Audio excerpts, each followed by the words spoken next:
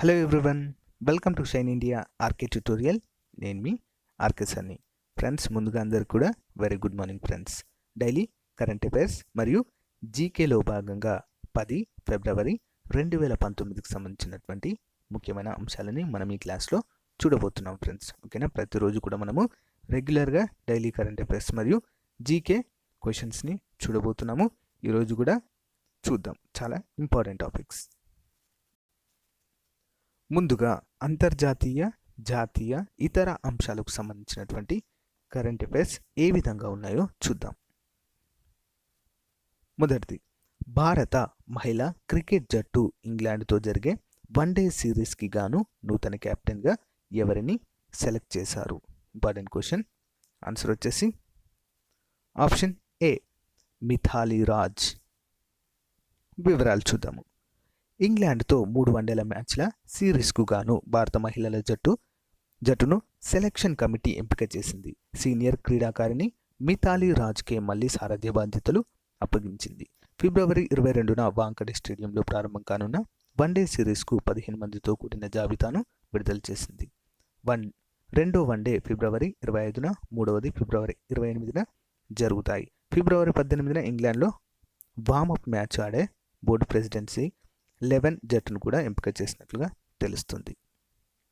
Next one, అమెరికాకి ఎగుమతి అవుతున్న భారతీయ ఉత్పత్తులపై పొందుతున్న రాయితీలను ట్రంప్ ప్రభుత్వము రద్దు చేసే యోచనలో ఉన్నట్లుగా సమాచారం. అయితే దీని ప్రభావం వలన ఎన్ని వేల ఉత్పత్తులపై ప్రభావం పడుతుంది? భారత్ నుంచి ఎగుమతి చేసే ఎన్ని వేల ఉత్పత్తులపై ప్రభావం పడుతున్నట్లుగా తెలుస్తుంది. ఆన్సర్ వచ్చేసి ఆప్షన్ బి, 2000 ఉత్పత్తులపై. వివరాలు చూద్దాము, క్లియర్గా ఉంటుంది. అమెరికాకు ఎగుమతి అవుతున్న భారతీయ ఉత్పత్తుల ఎగుమతులకు దశాబ్దాలుగా పొందుతున్న రాయితీలకు తెరపడనున్నట్లుగా విశ్వసనీయ సమాచారం. సాధారణ ప్రాధాన్యతల వ్యవస్థ పేరిట 1970 నుంచి మన దేశం పొందుతున్న ఎగుమతి రాయితీలకు అమెరికా అధ్యక్షుడు ట్రంప్ జోక్యంతో ముగింపు పలకనున్నారని వార్తలు వస్తున్నాయి. ఇదే జరిగితే మన దేశం నుంచి ఎగుమతి అవుతున్న $5.6 బిలియన్ విలువైన సుమారు 2000 ఉత్పత్తులపై ప్రభావం పడనున్నట్లుగా తెలుస్తుంది. ప్రస్తుతం వీటికి అమెరికా సుంకాలేమీ విధించడం లేదు. జిఎస్పి రద్దు అయితే అమెరికా సుంకాలు విధిస్తుంది. Important question. నెక్స్ట్ వన్, వలసదారులకు గ్రీన్ కార్డ్ జారీ చేయుటకు అనుసరిస్తున్న కోటా విధానాన్ని ఎత్తివేసే బిల్లు ఏ పేరుతో చట్టరూపం దాల్చే విధంగా చర్యలు తీసుకుంటున్నారు?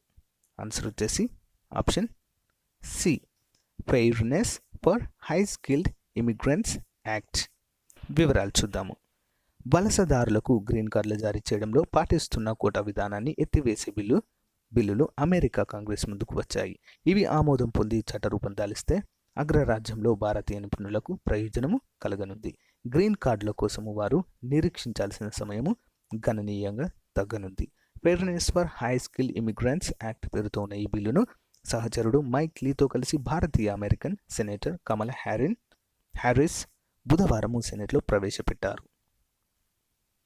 నెక్స్ట్ వన్, ఆర్థికంగా వెనుకబడిన వర్గాలకు 10% రిజర్వేషన్ అమలును రద్దు చేయాలని వస్తున్న పిటిషన్లపై సుప్రీంకోర్టు నిరాకరించింది. అయితే ఈ రిజర్వేషను ఏ రాజ్యాంగ సవరణ చట్టము తెలుపుతుంది ఈ యొక్క రిజర్వేషన్ని? Important question. ఆల్రెడీ చెప్పుకున్నాం, మరోసారి రివిజన్ లాగా చూద్దాం, ఎందుకంటే ఇంపార్టెంట్ క్వశ్చన్ ఇది. ఆన్సర్ 103వ రాజ్యాంగ సవరణ చట్టం. రాజ్యాంగ సవరణ బిల్లు అనట్లేదు ఫ్రెండ్స్, బిల్లు అయితే 124 అవుతుంది. ఇది చట్టము, 103వ చట్టము. వివరాలు చూద్దాము. ఆర్థికంగా వెనుకబడిన వర్గాలకు విద్య, ఉద్యోగ అవకాశాల్లో 10% రిజర్వేషన్ అమలును నిలుపుదల చేసేందుకు సుప్రీంకోర్టు నిరాకరించింది. అయితే దీనికి సంబంధించిన చట్టము చెల్లుబాటును మాత్రం పరిశీలిస్తామని స్పష్టం చేసింది. జనరల్ కేటగిరీలో పేదలను 10% రిజర్వేషన్ కల్పిస్తూ కేంద్ర ప్రభుత్వం చట్టం తీసుకొచ్చిన సంగతి తెలిసిందే. అయితే చట్ట స్థితిగతుల ప్రతిపాదకన రిజర్వేషన్లు కల్పించడం రాజ్యాంగ విరుద్ధమని ఇందుకు ఉద్దేశించిన 103వ రాజ్యాంగ సవరణ చట్టాన్ని రద్దు చేయాలని పలు పిటిషన్లు దాఖలయ్యాయి. నెక్స్ట్ వన్, రాబోవు ప్రపంచ కప్ క్రికెట్లో ఆస్ట్రేలియా జట్టుకి సహాయ కోచ్గా ఇటీవల ఎవరు నియమితులయ్యారు? Answer option 1, Ricky Ponting. వివరాలు చూద్దాం. 3 సార్లు ప్రపంచ కప్ గెలిచిన ఆస్ట్రేలియా జట్టులో సభ్యుడైన రికీ పాంటింగ్ రాబోయే ప్రపంచ కప్లో కంగారు జట్టుకు సహాయ కోచ్గా నియమితులయ్యాడు. ప్రధాన కోచ్ జస్టిన్ లాంగర్తో కలిసి అతను ఈ పని చేయబోతున్నారు. ప్రస్తుత బ్యాటింగ్ కోచ్గా ఉన్న గ్రేమ్ హిక్ రాబోయే యాషెస్ గురించి తలమునకలు కాగా ఉన్న నేపథ్యంలో ప్రపంచ కప్లో బ్యాటింగ్ విభాగంపై కూడా పాంటింగ్ దృష్టి పెట్టనున్నారు. లాంగర్కు పాంటింగ్ మంచి మిత్రుడు కూడా కావడము వీరిద్దరి సమన్వయం ప్రపంచ కప్లో ఆసీస్కు అనుకూలంగా మారుతుందని క్రికెట్ ఆస్ట్రేలియా భావిస్తుంది. నెక్స్ట్ వన్, ఇటీవల భారత ప్రధాని మన దేశంలోని ఏ రాష్ట్రాన్ని సందర్శించడం వలన చైనా ద్వైపాక్షిక సంబంధాల దృష్ట్యా తీవ్రమైనటువంటి అభ్యంతరాన్ని తెలియజేసింది. ఆన్సర్ వచ్చేసి ఆప్షన్ బి, అరుణాచల్ ప్రదేశ్. వివరాలు చూద్దాం. అరుణాచల్ ప్రదేశ్లో ప్రధాని నరేంద్ర మోదీ పర్యటించడాన్ని చైనా తీవ్రంగా వ్యతిరేకించింది. వివాదాస్పద సరిహద్దు ప్రాంతాల్లో భారతీయ నేతలు పర్యటనను తాము సమర్థించబోమని ఆ దేశ విదేశాంగ మంత్రిత్వ శాఖ ఓ ప్రకటన విడుదల చేసింది. ఇటువంటి చర్యలకు దిగి సరిహద్దు సమస్యలను మరింత క్లిష్టతరం చేయవద్దని భారత్ను హెచ్చరించింది. ద్వైపాక్షిక సంబంధాల పరిస్థితిని దృష్టిలో ఉంచుకుని భారత్ ప్రవర్తించాలి. చైనా ఆసక్తులను అభిప్రాయాలను గౌరవిస్తూ ఇరు దేశాల మధ్య ఉన్న సత్సంబంధాలను మెరుగుపరుచుకోవాలని, సరిహద్దు సమస్యలను క్లిష్టతరం చేసే చర్యలకు దూరంగా ఉండాలని చెప్పేసి కూడా చైనా ఒక ప్రకటనలో తెలిపింది. నెక్స్ట్ వన్, ఇటీవల బాలీవుడ్కు చెందిన ప్రముఖ చిత్రాన్ని ఆస్కార్ లైబ్రరీలో పొందుపరచనున్నారు. అయితే ఆ చిత్రం పేరేంటి? Important question. ఆన్సర్ వచ్చేసి ఆప్షన్ సి, ఏక్ లడ్కీ కో దేఖా తో ఐసా లగా అనేటువంటి ఒక చిత్రాన్ని. వివరాలు చూద్దాము. తనదైన నటనతో బాలీవుడ్లో ప్రత్యేక గుర్తింపు తెచ్చుకున్న అనిల్ కుమార్ కుమార్తె సోనం కపూర్ ఎన్నో అవార్డులను సొంతం చేసుకుంది. నీరజ సినిమాలో తన నటనకు జ్యూరీ విభాగంలో ఉత్తమ నటి అవార్డును సైతం సొంతం చేసుకుంది. ఇప్పుడు తనకు మరో అరుదైన గౌరవం దక్కనుంది. తాను నటించిన ఏక్ లడ్కీ కో దేఖా తో ఐసా లగా చిత్రాన్ని ఆస్కార్ లైబ్రరీలో చేర్చనున్నారు. మూవీకి సంబంధించిన ఓ కాపీని అందించాలని, దాన్ని లైబ్రరీ కోర్ కలెక్షన్లో ఉంచుతామని academy of motion pictures arts and sciences సంస్థ సినిమా నిర్మాతలను కోరిందట. Important question. నెక్స్ట్ వన్, ఇటీవల ఆర్బీఐ వారాంతపు గణాంకాల ఆధారంగా గత 5 నెలలుగా విదేశీ మారక నిల్వలు గణనీయంగా ఎంత మేర పెరిగాయి? Important question. ఆన్సర్ వచ్చేసి ఆప్షన్ డి, $400 బిలియన్ మేర పెరిగినట్లుగా తెలుస్తుంది. వివరాలు చూద్దాము. దాదాపు 5 నెలల తర్వాత భారత విదేశీ మారక ద్రవ్య నిల్వలు $400 బిలియన్ దాటాయి. ఆర్బీఐ వద్ద రిజర్వులు పెరుగుతున్నాయన్న విషయాన్ని ఇది సూచిస్తుందని కోటక్ సెక్యూరిటీస్ కరెన్సీ వడ్డీ రేట్ల విభాగం ఉపాధ్యక్షుడు అనిన్ ధ్యా బెనర్జీ తెలిపారు. ఇప్పటి వరకు ఆర్బీఐ రూపాయి విలువ పడిపోకుండా ఉండేందుకు విదేశీ మారక నిల్వలను వినియోగించింది. శుక్రవారం ఆర్బీఐ వారాంతపు గణాంకాల నివేదిక ఇందుకు గల కారణాలను వివరించింది. ఓకే ఫ్రెండ్స్, ఇంతటితో మనము జాతీయ, అంతర్జాతీయ, ఇతర అంశాల గురించిన వివరాలు చూసాము. ఇప్పుడు తెలంగాణ రాష్ట్రానికి సంబంధించిన ముఖ్య వివరాలు, కరెంట్ అఫైర్స్ ఏ విధంగా ఉన్నాయో చూద్దాం. మొదటిది, రాష్ట్రంలో ఉత్తమ పనితీరుతో రైతులకు సేవలు అందిస్తున్న సహకార సంస్థ అయిన దేనికి జాతీయ సహకార అభివృద్ధి సంస్థ జాతీయ అవార్డును ప్రకటించడం జరిగింది. మరి ఏ సంస్థలకు ఫ్రెండ్స్ అది? ఆన్సర్ వచ్చేసి ఆప్షన్ ఏ, ప్రాథమిక వ్యవసాయ సహకార సంఘాలకి. ఓకేనా? వివరాలు చూద్దాము.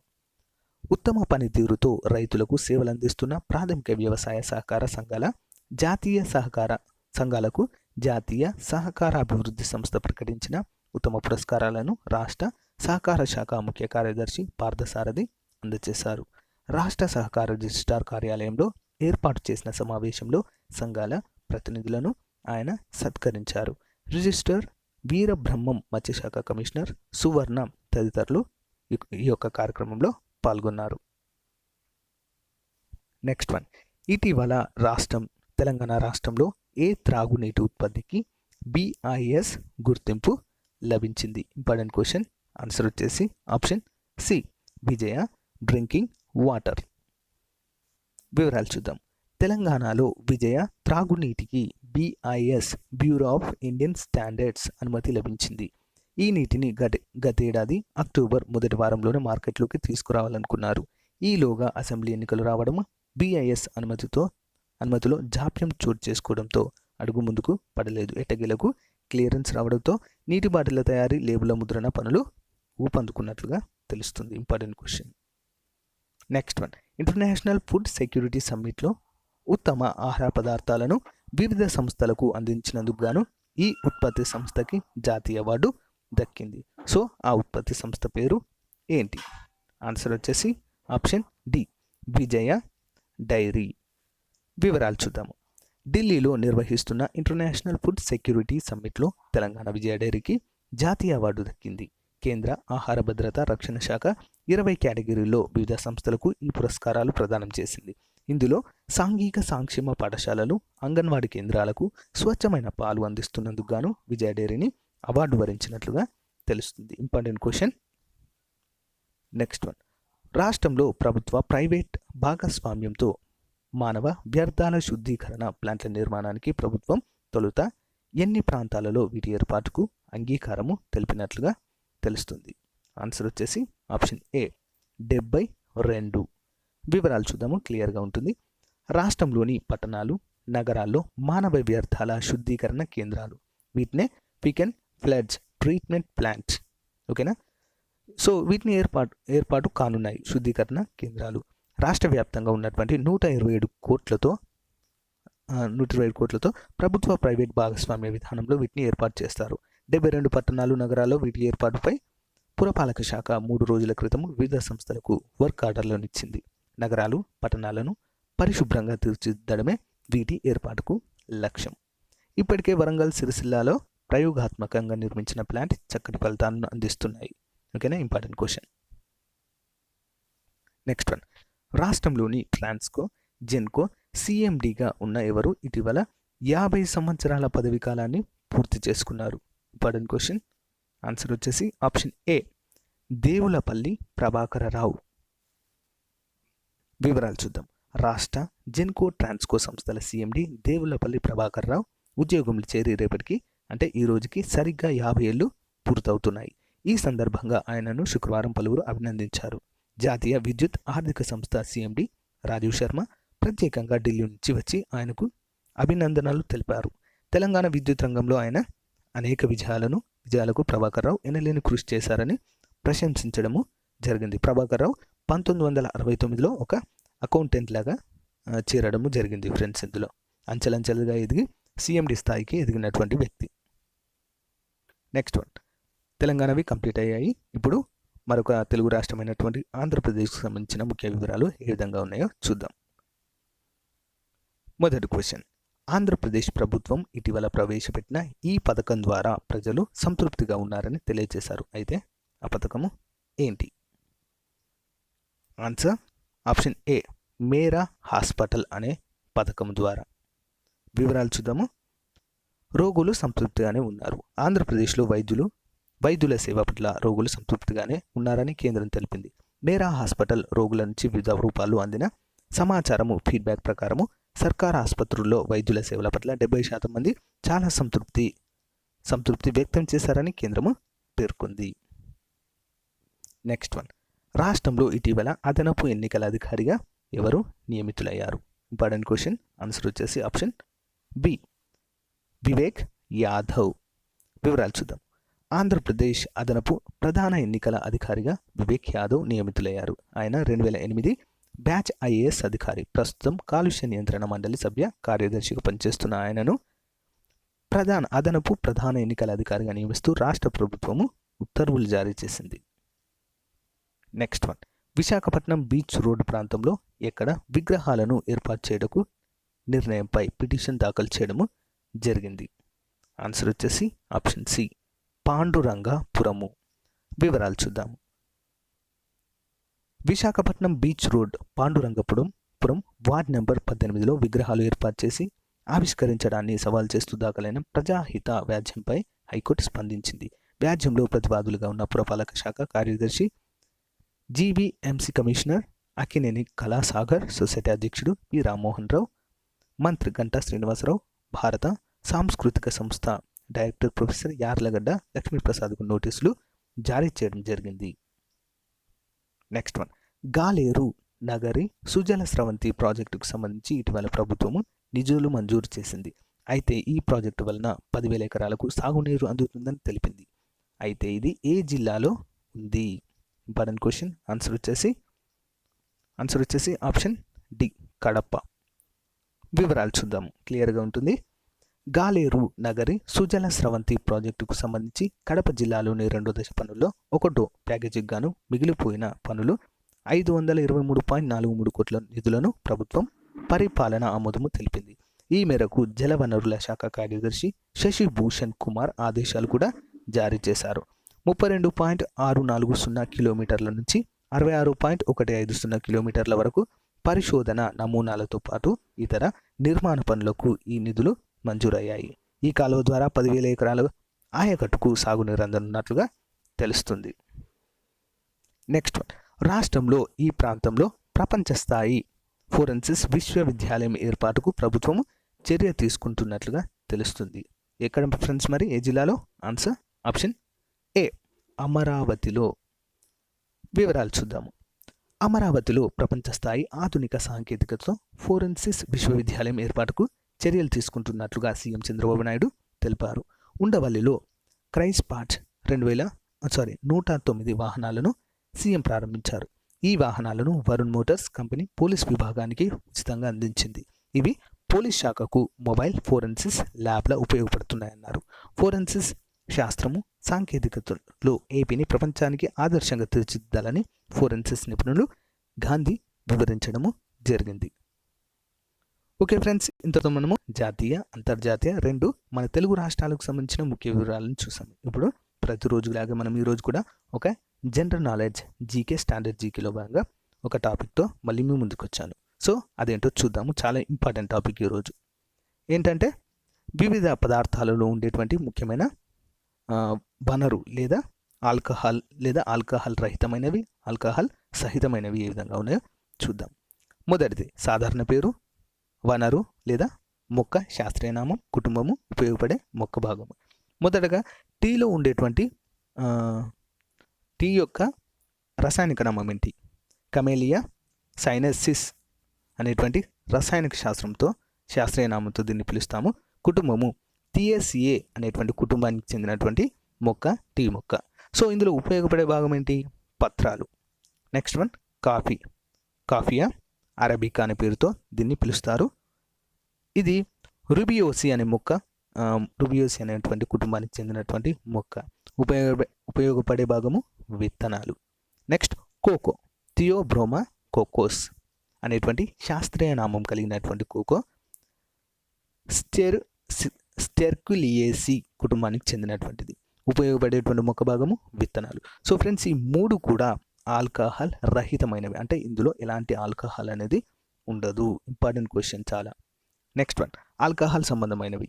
ఒకటి బీర్, ఇది బార్లీ నుంచి తయారు చేయడం జరుగుతుంది. హాల్దియం వలేరే అనే పేరుతో పిలుస్తారు. సో దీనిలో ఉండేటువంటి ఆల్కహాల్ పర్సెంటేజ్ 3 నుంచి 6%.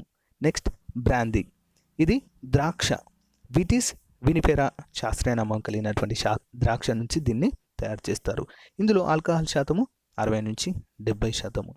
నెక్స్ట్ రమ్, చెరుకు మొలాసిస్ శాకారం అఫిసినేరం అనేటువంటి శాస్త్రీయ నామం కలిగినటువంటి ఈ యొక్క చెరుకు మొలాసిస్తో తయారు చేస్తారు. ఇందులో 40% ఆల్కహాల్ అనేది ఉంటుంది. నెక్స్ట్ వైన్, దీన్ని ద్రాక్ష, విటిస్ వినిఫెరా శాస్త్రీయ నామం కలిగినటువంటి ఒక ద్రాక్ష మొక్కతో దీన్ని తయారు చేయడం జరుగుతుంది. 10 నుంచి 20% ఇందులో ఆల్కహాల్ ఉంటుంది. నెక్స్ట్ బిస్కీ, దీనిని ధాన్యాలు మరియు బంగాళదుంపలతో తయారు చేయడం జరుగుతుంది. ఇందులో 50% ఆల్కహాల్ అనేది ఉంటుంది. నెక్స్ట్ వడక, దీన్ని మొత్తం పూర్తిగా బంగాళదుంపలతోనే తయారు చేయడం జరుగుతుంది. ఇందులో 60 నుంచి 80% అత్యధిక ఆల్కహాల్ అనేది ఇందులోనే మనము చూడవచ్చు. ఓకే ఫ్రెండ్స్, ఇంతటితో మనము ఈ రోజుకి సంబంధించినటువంటి కరెంట్ అఫైర్స్ని కంప్లీట్గా చూడడము జరిగింది ఫ్రెండ్స్. సో ఫ్రెండ్స్, మరొక ఇంపార్టెంట్ టాపిక్తో, ఇంపార్టెంట్ అప్డేట్స్తో మళ్ళీ మీ ముందుకు వస్తాను ఫ్రెండ్స్. ఓకేనా? Thank you friends, thank you for watching. Have a nice day. Bye.